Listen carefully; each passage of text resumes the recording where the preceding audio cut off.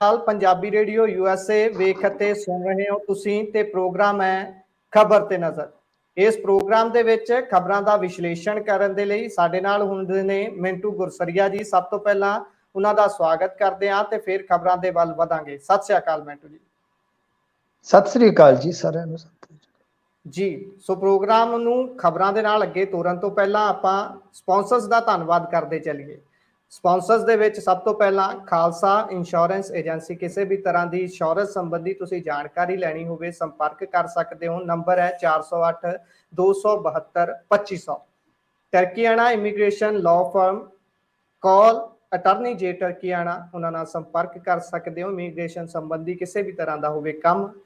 GK Dhanota, Krishna Dhanota, Yuba City, Baljinder Singh Nijjar Woodland, Paramjit Kaur Rangi Vacaville, Harnek Singh Pawla Indian cuisine वाले Renton, GN Liu बैंड truck wash oil change air brakes का होवे काम call Nima Sahota. नवे पुराने टायर भी इतों तुसी लै सकते हो। लोकेशन है सेंटानेला ते संपर्क नंबर है 207 277 0113। बूटा सिंह रानीपुर फ्रिजनो। सो ये सन साडे स्पॉन्सर्स, इन्हां दा बहुत बहुत धन्नवाद है। सो खबरां दे नाल अगे वधदे हां। मिंटू जी गल करिए सब तो पहला राघव चड्डा दी मंगणी दी। राघव चड्डा ने बड़ियां सुर्खियां पहलां भी बटोरियां ते हुण मंगणी हो गई है ते हुण सुर्खियां नैगेटिव भी बन रही ने ते पॉजिटिव भी।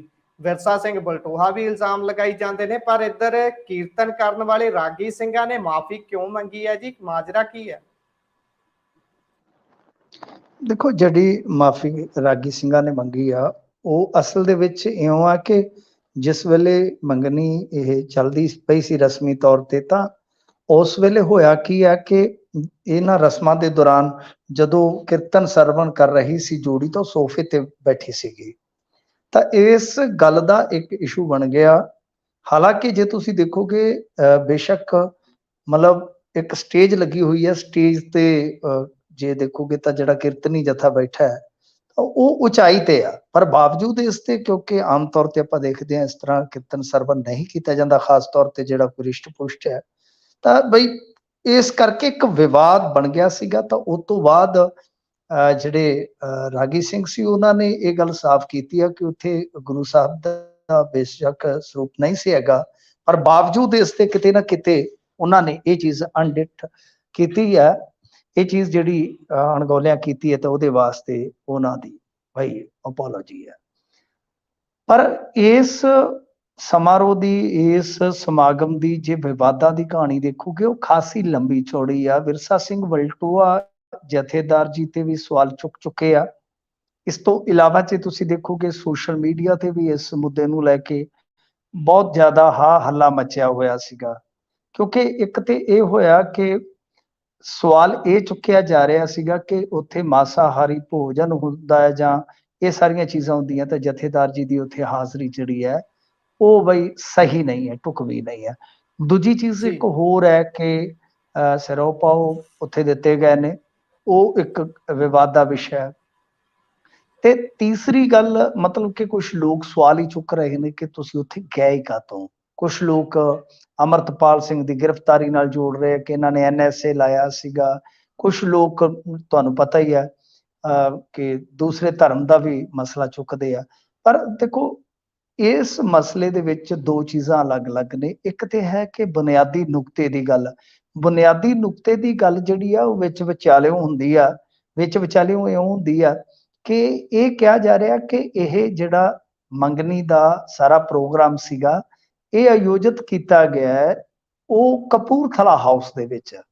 ਤਾਂ ਕਪੂਰਥਲਾ ਹਾਊਸ ਹੈ ਜਿਹੜਾ ਦਿੱਲੀ ਦੇ ਵਿੱਚ, ਉਹ ਸਿਰਫ ਕਹਿੰਦੇ ਆ ਕਿ ਵਰਤਾ ਚ ਜੇ ਦੇਖੋਗੇ ਤਾਂ ਸਿਰਫ ਗਵਰਨਰ ਜਾਂ ਪੰਜਾਬ ਦਾ ਜਿਹੜਾ CM ਹੈ ਉਹਦੇ ਵਾਸਤੇ ਰਾਖਵਾਂ ਹੈ, ਕੋਈ ਹੋਰ ਉੱਥੇ ਪ੍ਰੋਗਰਾਮ ਨਹੀਂ ਕੀਤਾ ਜਾ ਸਕਦਾ। ਹੁਣ ਇਹਦੇ ਤੇ ਸਰਕਾਰ ਕੋਈ ਸਪਸ਼ਟੀਕਰਨ ਹੁਣ ਤੱਕ ਨਹੀਂ ਦੇ ਸਕੀ।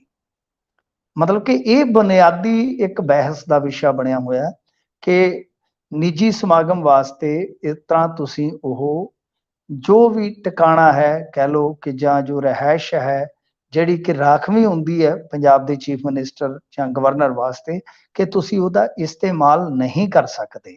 ਤਾਂ ਇਹਦੇ ਬਾਬਤ ਤਾਂ ਹੁਣ ਪ੍ਰਸ਼ਾਸਕੀ ਤੌਰ ਤੇ ਕੋਈ ਸਫਾਈ ਆਵੇ ਤੇ ਫੇਰ ਸਪਸ਼ਟ ਹੋਵੇਗਾ।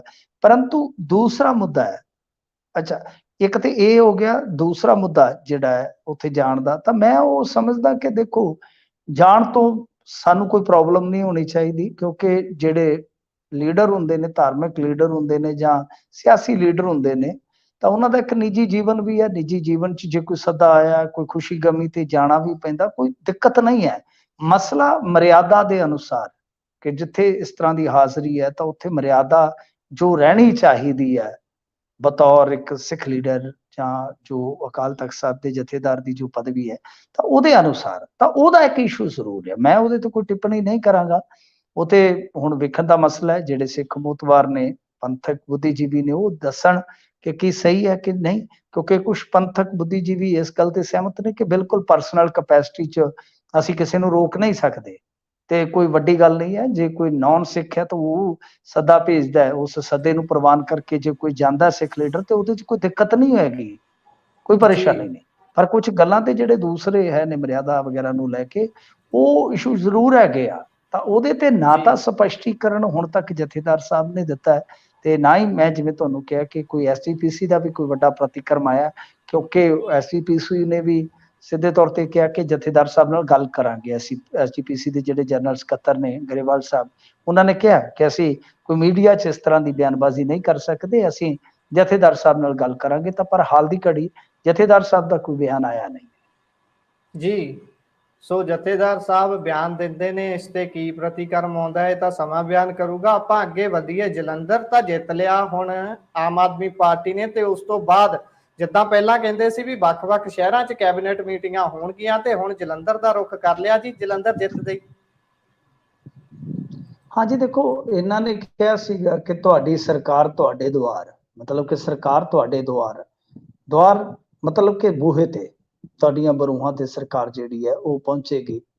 ਖੈਰ ਗੱਲ ਇਹ ਹੈ ਕਿ 17 ਮਈ ਨੂੰ ਹੁਣ ਇਹਨਾਂ ਨੇ ਇਸੇ ਸਿਲਸਿਲੇ 'ਚ ਜਲੰਧਰ ਦੇ ਵਿੱਚ ਕੈਬਨਿਟ ਦੀ ਮੀਟਿੰਗ ਰੱਖੀ ਆ, ਤੇ ਇੱਥੇ ਜੋ ਮੀਟਿੰਗ ਹੋਏਗੀ ਜਲੰਧਰ ਸਮੇਤ ਪੂਰੇ ਪੰਜਾਬ ਦੇ ਵਿਕਾਸ ਕਾਰਜਾਂ ਨੂੰ ਵਿਚਾਰਿਆ ਜਾਵੇਗਾ ਤੇ ਪ੍ਰਵਾਨਗੀ ਦਿੱਤੀ ਜਾਏਗੀ।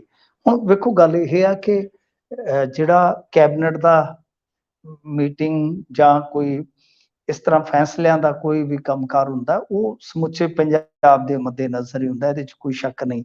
ਪਰ ਇਹ ਤੇ ਜ਼ਰੂਰ ਆ ਕਿ ਜੇ ਮੰਨ ਲਓ ਜਲੰਧਰ ਦੇ ਵਿੱਚ ਜਾਂ ਕਿਸੇ ਵੀ ਸ਼ਹਿਰ ਦੇ ਵਿੱਚ ਇਸ ਤਰ੍ਹਾਂ ਕੈਬਨਿਟ ਦੀ ਬੈਠਕ ਹੁੰਦੀ ਹੈ, ਕੈਬਨਿਟ ਦੀ ਮੀਟਿੰਗ ਹੁੰਦੀ ਹੈ, ਤਾਂ ਮੈਨੂੰ ਲੱਗਦਾ ਕਿ ਲੋਕਲ ਮੁੱਦਿਆਂ ਨੂੰ ਤਰਜੀਹ ਮਿਲ ਸਕਦੀ ਹੈ, ਕਿਉਂਕਿ ਹਰੇਕ ਸ਼ਹਿਰ ਦਾ ਕੋਈ ਨਾ ਕੋਈ ਨੁਮਾਇੰਦਾ ਤੇ ਉੱਥੇ ਪਹੁੰਚਦਾ ਹੀ ਹੈ ਨਾ। ਭਾਵੇਂ ਕੈਬਨਿਟ ਦੀ ਮੀਟਿੰਗ 'ਚ ਸਾਰੇ ਨਹੀਂ ਬੈਠਦੇ, ਸਿਰਫ ਕੈਬਨਿਟ ਵਜ਼ੀਰ ਬੈਠਿਆ ਕਰਦੇ ਨੇ, ਪਰ ਜਿਹੜੇ ਸਥਾਨਕ ਲੀਡਰ ਹੁੰਦੇ ਆ, ਘੱਟੋ ਘੱਟ ਉਹਨਾਂ ਦੀ ਰਸਾਈ ਚੀਫ ਮਿਨਿਸਟਰ ਜਾਂ ਮੰਤਰੀਆਂ ਤੱਕ ਤਾਂ ਹੋ ਜਾਂਦੀ ਹੈ ਨਾ। ਅਦਰਵਾਈਜ਼ ਮੁੱਖ ਮੰਤਰੀ ਨੂੰ ਮਿਲਣਾ ਕੋਈ ਸੌਖਾ ਨਹੀਂ ਹੈ, ਚਾਹੇ ਕੋਈ ਕਿਸੇ ਵੀ ਪਾਰਟੀ ਦਾ ਹੋਵੇ। ਆਮ ਲੀਡਰ ਵਾਸਤੇ, ਲੋਕਲ ਲੀਡਰ ਵਾਸਤੇ ਉਹ ਹਰ ਗੱਲ ਤੇ ਜਾ ਕੇ ਉੱਥੇ ਮੇਲ ਮਿਲਾਪ ਸੰਭਵ ਨਹੀਂ ਹੈ।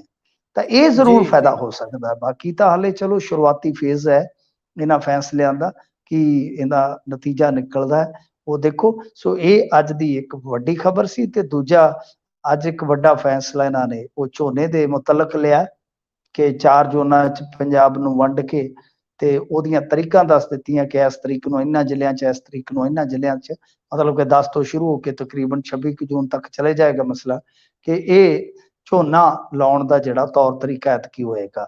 ਤਾਂ ਖੈਰ ਇਹ ਦੇਖਦੇ ਹਾਂ ਹੁਣ ਕੈਬਨਿਟ ਬੈਠਕਾਂ ਜਿਹੜੀਆਂ ਇਹਨਾਂ ਨੇ ਵੱਖ-ਵੱਖ ਸ਼ਹਿਰਾਂ 'ਚ ਕਰਨ ਦਾ ਫੈਸਲਾ ਲਿਆ, ਤਾਂ ਇਹਦਾ ਕੀ ਨਤੀਜਾ ਨਿਕਲਦਾ। ਪਰ ਮੇਰਾ ਮੰਨਣਾ ਇਹ ਆ ਕਿ ਘੱਟੋ ਘੱਟ ਸਥਾਨਕ ਲੀਡਰਾਂ ਨੂੰ ਸਥਾਨਕ ਮੁੱਦਿਆਂ ਦੀ ਗੱਲ ਕਰਨ ਦਾ ਇੱਕ ਮੰਚ ਉੱਥੇ ਜ਼ਰੂਰ ਮਿਲੇਗਾ, ਇਹ ਤਾਂ ਸਾਫ਼ ਹੈ, ਸਪਸ਼ਟ ਹੈ ਜੀ। ਸੋ ਦੇਖਦੇ ਹਾਂ ਕਿ ਮੌਕਾ ਮਿਲਦਾ ਹੈ ਜਾਂ ਫਿਰ ਪਿੱਛੇ ਜੇ ਕਰਕੇ ਸੀਟ ਦੇ ਦਿੱਤੀ ਜਾਂਦੀ ਆ ਵੀ ਤੁਸੀਂ ਬਸ ਦੇਖੋ ਕਿ ਹੋ ਕੀ ਰਿਹਾ, ਕੈਬਨਿਟ ਮੀਟਿੰਗ ਕਿਹੋ ਜਿਹੀ ਹੁੰਦੀ ਹੈ।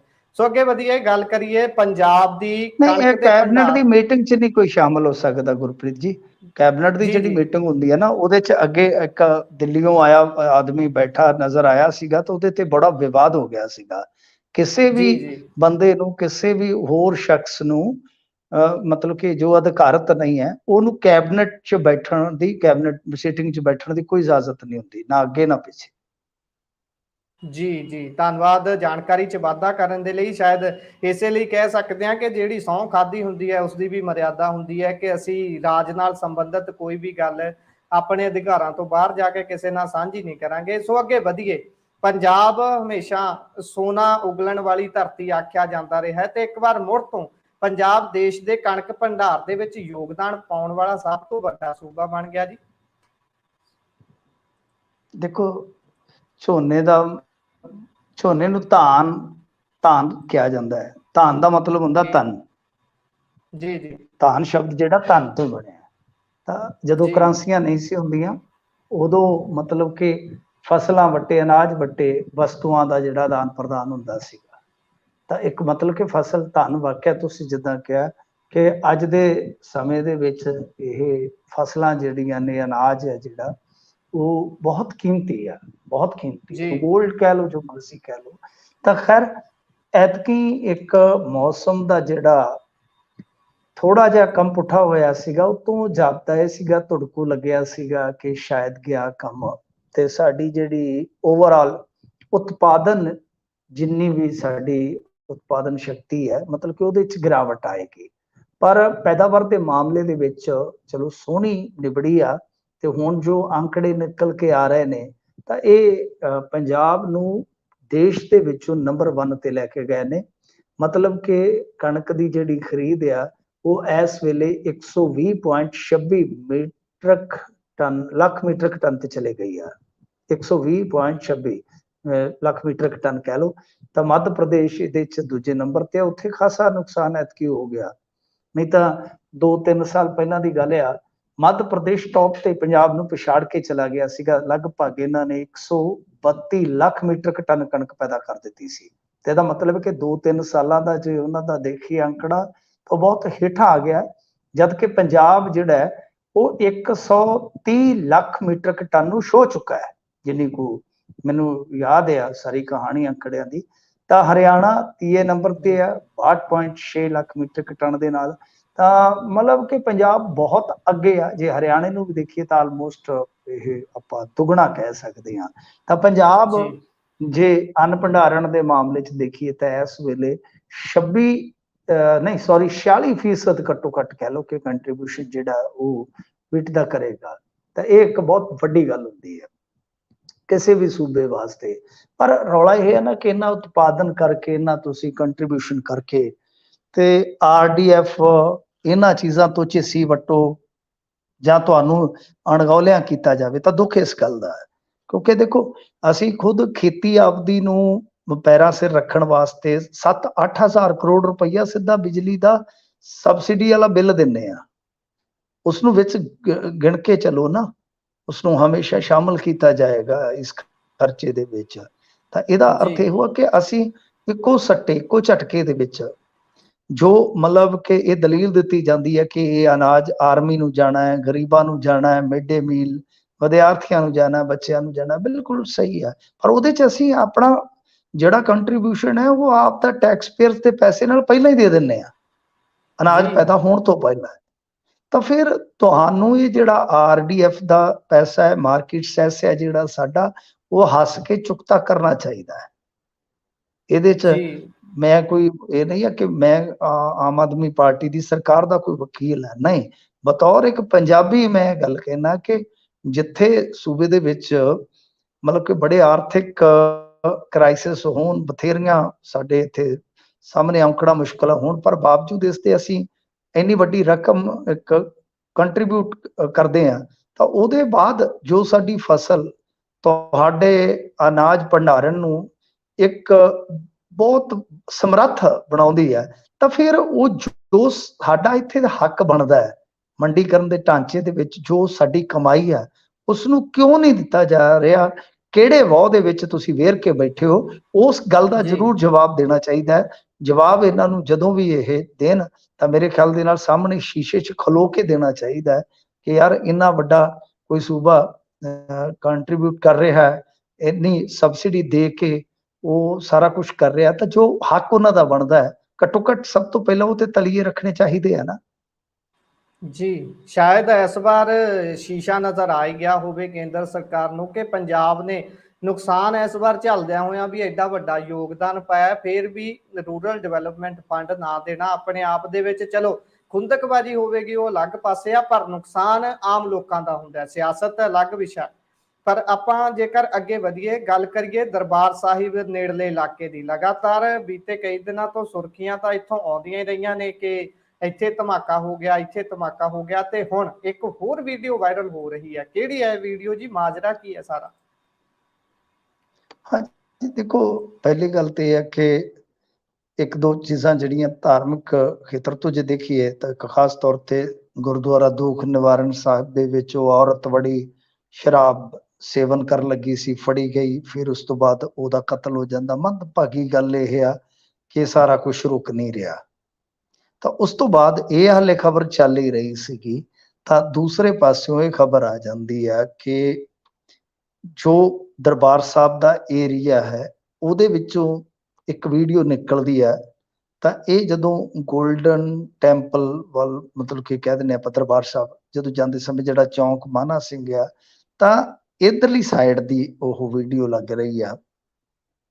ਕੋਈ ਵਿਅਕਤੀ ਜਾ ਰਿਹਾ ਤਾਂ ਉਸਨੇ ਉਹ ਵੀਡੀਓ ਬਣਾਈ ਹੈ ਜਿਹਦੇ 'ਚ ਲੜਕੀਆਂ ਦੌੜ ਰਹੀਆਂ ਨੇ। ਤਾਂ ਦਾਅਵਾ ਇਹ ਕੀਤਾ ਜਾ ਰਿਹਾ ਕਿ ਰਾਤ ਦੇ ਹਨੇਰੇ ਦੇ ਵਿੱਚ ਇਹ ਲੜਕੀਆਂ ਜਿਹੜੀਆਂ ਉਹ ਕਸਟਮਰ ਲੱਭ ਰਹੀਆਂ ਨੇ, ਯਾਨੀ ਜੀ ਕਹਿ ਲਓ ਕਿ ਉਹ ਉੱਥੇ ਜਿਸਮ ਫਰੋਸ਼ੀ ਦਾ ਧੰਦਾ ਚੱਲ ਰਿਹਾ ਹੈ। ਤਾਂ ਨਾਲ ਹੀ ਉੱਥੇ ਤੁਹਾਨੂੰ ਪਤਾ ਹੋਟਲ ਬਹੁਤ ਨੇ, ਤਾਂ ਕੁਝ ਹੋਟਲ ਵਾਲਿਆਂ ਤੇ ਵੀ ਸਵਾਲ ਉੱਠਦੇ ਨੇ। ਤੁਹਾਨੂੰ ਯਾਦ ਹੋਏਗਾ ਇੱਕ ਅੱਗੇ ਯੂਟਿਊਬਰ ਆਇਆ ਸੀਗਾ ਉਰੇ, ਤਾਂ ਉਹ ਜਦ ਬਲੌਗ ਬਣਾ ਰਿਹਾ ਸੀਗਾ ਤਾਂ ਠੀਕ ਉਸ ਵੇਲੇ ਇੱਕ ਦਲਾਲ ਵਿੱਚ ਆ ਗਿਆ ਸੀਗਾ।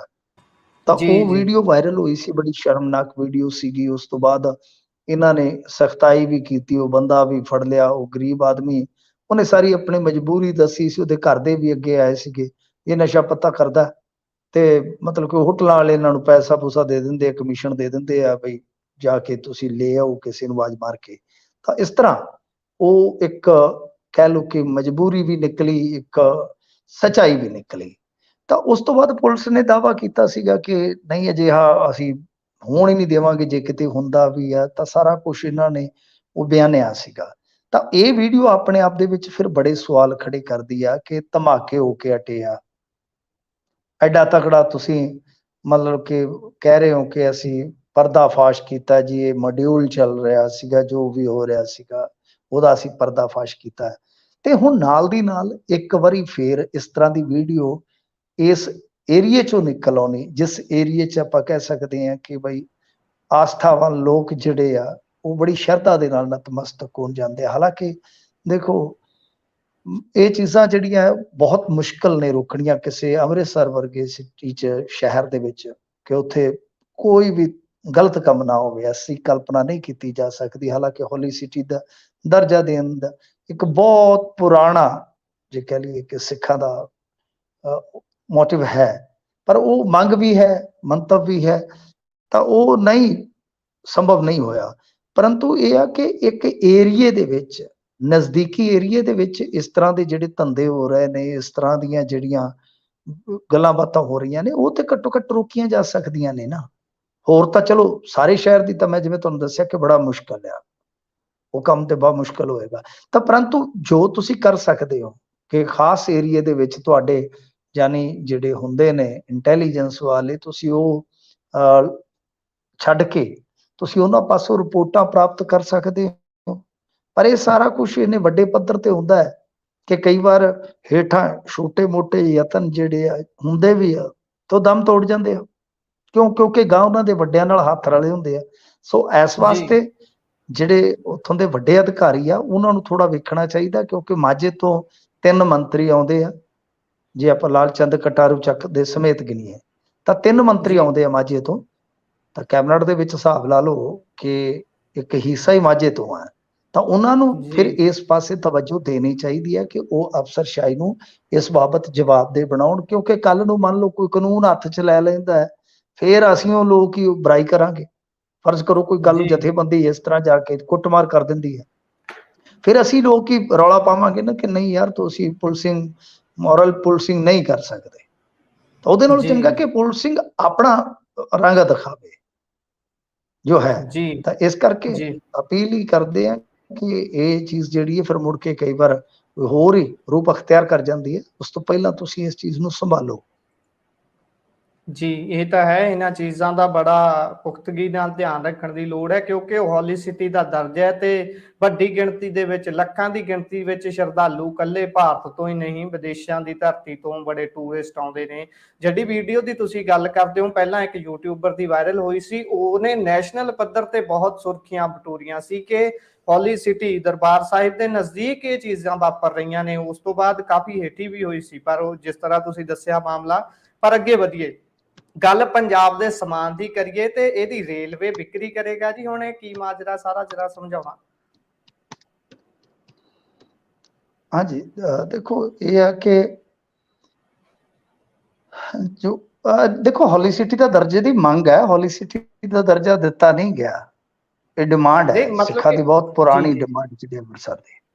ਹਾਂਜੀ, ਜੀ ਆਪਾਂ ਕਹਿ ਦਿੰਦੇ ਆਪਾਂ ਆਪਣੀ ਇੱਕ ਮਤਲਬ ਕਿ ਉਹ ਆਸਥਾ ਆਸਥਾ ਦੇ ਹੈ ਜਾਂ ਜ਼ਰੀਏ ਆਪਣੀ ਕਰਦੇ। ਇੱਕ ਸ਼ਰਧਾ ਜੀ ਹੈ ਜੀ ਆਪਣੀ, ਤਾਂ ਆਪਾਂ ਕਹਿ ਦਿੰਦੇ ਹਾਂ। ਪਰ ਸਿੱਖਾਂ ਦੀ ਬਹੁਤ, ਸਿੱਖ ਐਕਟਿਵਿਸਟ ਤਾਂ ਬਹੁਤ ਦੇਰ ਦੀ ਮੰਗ ਕਰਦੇ ਆ ਕਿ ਇੱਕ ਅਧਿਕਾਰਤ ਦਰਜਾ ਦੇ ਦੇਣਾ ਚਾਹੀਦਾ। ਖੈਰ ਉਹ ਬੜਾ ਮਤਲਬ ਕਿ ਬੜਾ ਪੁਰਾਣਾ ਇਹ ਡਿਮਾਂਡ ਦਾ ਮਾਮਲਾ ਹੈ ਜੋ ਹਜੇ ਤੱਕ ਪੂਰਾ ਨਹੀਂ ਹੋਇਆ। ਖੈਰ ਤੁਸੀਂ ਜਿਹੜੀ ਗੱਲ ਕੀਤੀ ਹੈ ਉਹਦੇ ਵੱਲ ਵਾਪਸ ਪਰਤੀਏ ਆਪਾਂ, ਤਾਂ ਦੇਖੋ ਗੱਲ ਕੀ ਹੈ ਕਿ ਪੰਜਾਬ ਦੇ ਵਿੱਚ ਰੇਲਵੇ ਦਾ ਨੈਟਵਰਕ ਖਾਸਾ ਵੱਡਾ ਹੈ ਤੇ ਪੰਜਾਬ ਇੱਕ ਜੀ ਇਸ ਤਰ੍ਹਾਂ ਦਾ ਸੂਬਾ ਹੈ ਜਿੱਥੇ ਹਰੇਕ ਸ਼ਹਿਰ ਦੀ ਇੱਕ ਖਾਸੀਅਤ ਹੈ।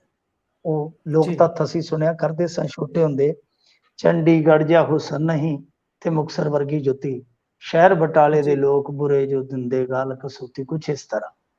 ਮਤਲਬ ਕਿ ਜੀ ਖਾਸੀਅਤ ਹਰੇਕ ਸ਼ਹਿਰ ਦੀ ਕੋਈ ਨਾ ਕੋਈ ਹੈਗੀ ਆ। ਤੇ ਬਟਾਲੇ ਉਹ ਗਾਲ ਵਾਲੀ ਦਾ ਨਹੀਂ ਮਸਲਾ, ਬਲਕਿ ਉੱਥੇ ਸਮਾਲ ਇੰਡਸਟਰੀ ਬਹੁਤ ਹੁੰਦੀ ਸੀ ਕਿਸੇ ਟਾਈਮ, ਜੀ ਜਿਹਨੂੰ ਕਿ ਅਸੀਂ ਸੰਭਾਲ ਨਹੀਂ ਸਕੇ।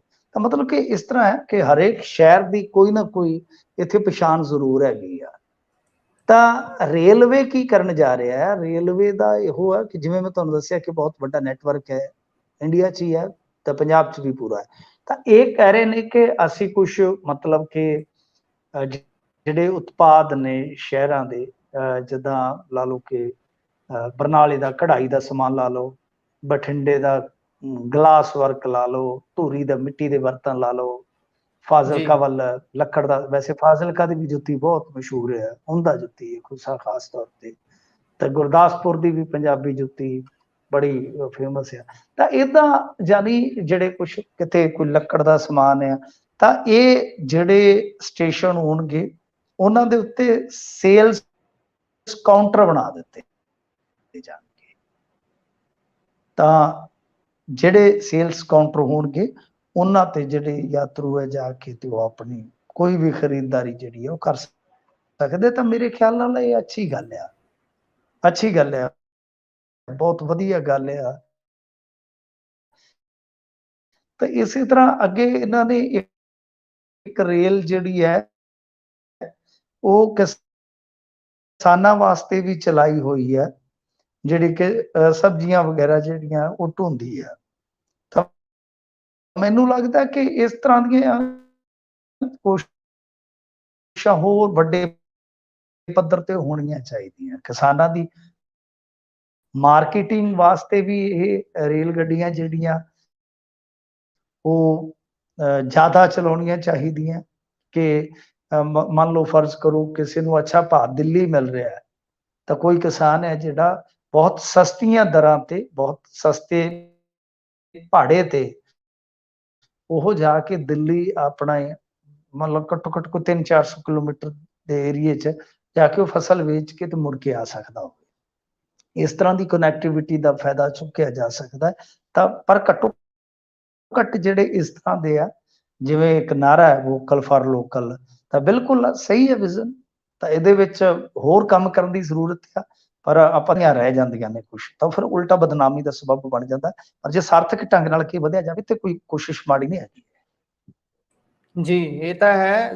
ਸੋ ਸਾਰਥਕ ਤਰੀਕੇ ਦੇ ਨਾਲ ਅੱਗੇ ਵਧਣ ਦੀ ਬਹੁਤ ਲੋੜ ਹੈ। ਕਿਉਂਕਿ ਕਈ ਵਾਰ ਅਸੀਂ ਫਾਇਦਾ ਕਰਨ ਦੇ ਚੱਕਰ 'ਚ ਨੁਕਸਾਨ ਕਰ ਬੈਠਦੇ ਹਾਂ ਤੇ ਉਹ ਨੁਕਸਾਨ ਕਈ ਵਾਰ ਇੰਨਾ ਭਾਰੂ ਪੈ ਜਾਂਦਾ ਕਿ ਦੁਬਾਰਾ ਕੋਈ ਰਿਸਕ ਲੈਣ ਦੀ ਹਿੰਮਤ ਹੀ ਨਹੀਂ ਕਰਦਾ। ਸੋ ਇਸ ਕਰਕੇ ਪਹਿਲਾਂ ਹੀ ਪੁਖਤਗੀ ਨਾਲ ਬੜੇ ਚੰਗੇ ਤਰੀਕੇ ਦੇ ਨਾਲ ਧਿਆਨ ਨਾਲ ਦੇਖ ਕੇ ਪੈਰ ਰੱਖਣ ਦੀ ਲੋੜ ਹੁੰਦੀ ਹੈ।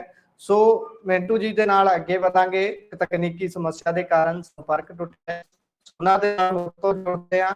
ਸੋ ਮਿੰਟੂ ਜੀ ਆਪਣੇ ਨਾਲ ਆਪਾਂ ਅੱਗੇ ਜੇਕਰ ਜੀ ਮਿੰਟੂ ਜੀ हाँ जी, हाँ जी।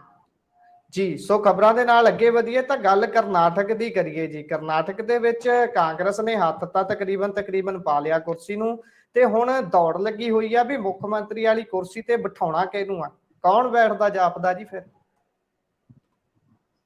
ਦੇਖੋ ਸਿੱਧਾਰਮਈਆ ਦੀ ਕਿਤੇ ਨਾ ਕਿਤੇ ਇੱਧਰ ਥੋੜੀ ਜਿਹੀ ਕਹਾਣੀ ਵਜ਼ਨਦਾਰ ਲੱਗਦੀ ਹੈ। ਹਾਲਾਂਕਿ ਡੀਕੇ ਸ਼ਿਵ ਕੁਮਾਰ ਉਹਦਾ ਵੀ ਇੱਕ ਬਹੁਤ ਵੱਡਾ ਯੋਗਦਾਨ ਆ।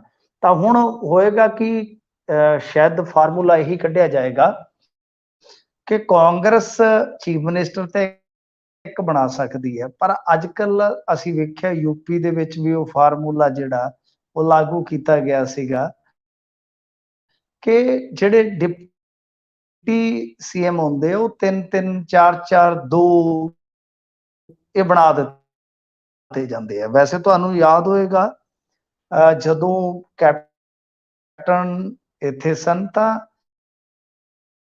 ਕੈਪਟਨ ਨੇ ਡਿਪਟੀ ਬਣਾਉਣ ਤੋਂ ਇਨਕਾਰ ਕਰ ਦਿੱਤਾ ਸੀ, ਇਹ ਕਹਿ ਕੇ ਕਿ ਸਾਡੇ ਇੱਥੇ ਰਵਾਇਤ ਹੈ ਨਹੀਂ।